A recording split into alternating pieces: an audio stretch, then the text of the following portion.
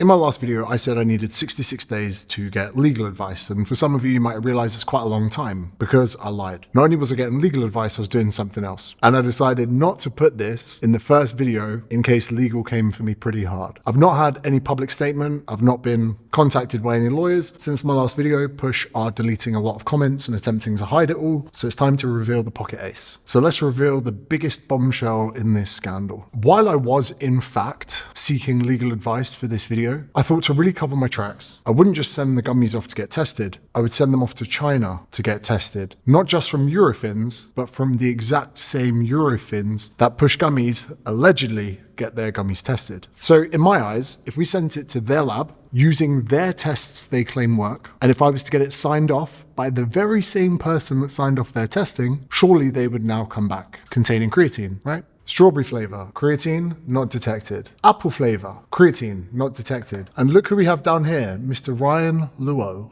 So I think at this point, we cannot blame the testing method. I know what you're thinking, maybe it was a bad batch. Well, let's bring into question one of the batches, PGL3612, which as you can see in this short video here, is the batch that we sent off to China to get tested. Now, if I bring up the PGL3612 document from the Push website, which is redacted, you will see that the results come in containing creatine. How is it that the batch you sent to your factory comes back redacted with creatine, and the exact same batch that I send to the same factory, to the same person, came back with no creatine detected? You'll even notice where we sent the gummies, we sent a sealed bag, so we couldn't have interfered with the batch. Now, interestingly on this one, consignation testing, which is interesting. Surely if you were sending your own batch to China, it would have gone in a sealed bag like the ones we did. And hopefully by this point, I think you are starting to connect the dots. We now know there's no creatine in these gummies from their own labs. Now, this leaves a lot of questions to be asked. They now cannot dispute the results. And I don't even think their legal team would probably pursue this any further. They'd probably say, oh,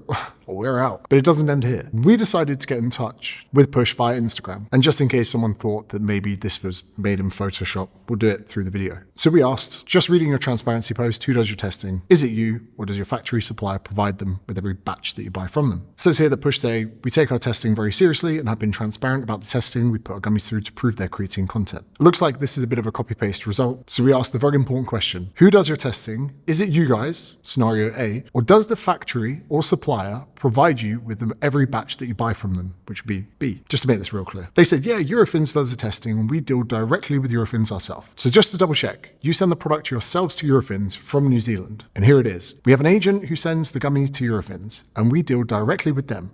We pay them direct, we work with them on the testing, and we are sent the results directly. This is separate from our manufacturer. So we asked the simple question, why would you not send your own product yourself to Eurofins? It's super easy to do. Done it countless times now. And we asked the question, how do you know you aren't receiving incorrect information like the ones where the QR codes are redacted? Do you have them? Who redacted them? You or the agent or the person at the factory? They come back with a bit of a deflection. We aim to deliver as quickly as possible post-production to it, blah, blah, blah. So we just double check. Your Eurofins agent is based in China. And we're kind of confused here. Why go to the trouble to send them to Eurofins in China, who takes 66 days to get back to you, when you could get the packs and send them to a local lab? They've got to go to China. They've got to clear customs. Got to wait an extra few weeks to see if a product is legit. So we double checked. The agent you used is based in China. Yes, they are. If you send it to Eurofins in New Zealand, they will ship it to the same lab internationally that our agent ships it to. They would not do this sort of testing within New Zealand, Australia, or even likely the UK. So we asked the question, did your factory supplier introduce you to the agent? And from there, the DMs start to go cold. So they don't do their own testing. Apparently it's an agent and they don't even know where the testing happens, even though it's there on their own documents. And as they aren't doing their own testing, they can't actually authenticate the documents. And it's starting to sound a lot like overload here, which is crazy because after the overload takedown, you would think that anyone out there that runs a creatine gummy brand business would double check that they're not fraudulently being misled by their provider. So some questions I have here for the audience. Why are some of these tests redacted and the new ones aren't? It's just crazy to think that Push aren't doing their own testing, as we can see from their messages. And I've always had this suspicion as soon as I saw that the documents were Chinese. Is it negligence, or did they just not want to know? Or as it looks, they're probably buying these gummies from a manufacturer in China that are giving them these documents. And if Push themselves aren't doing this testing, what local Chinese supplier is providing this to Eurofins? Because it's not their product. They're providing something else. So do we think Push are ripping people off for thousands or potentially even millions of dollars. In my honest personal opinion, I don't think that's the case. I think they've been fucked up good and proper here by a Chinese supplier, very similar to Overload. But there is no excuses for not doing your own testing, especially with the amount of sales that you're making. When even some of your 1-star reviews on Amazon, people clearly say they've taken creatine gummies before and these ones have no creatine in because they taste too good or people aren't getting the results. You go, do you know what? Maybe let's check that. And you're probably thinking as well, why would the Chinese manufacturers not put creatine in the gummy when it's so cheap and easily readily available? Well, in my honest personal opinion, I think it's this. You want the experience of someone eating the gummy to be as good as possible.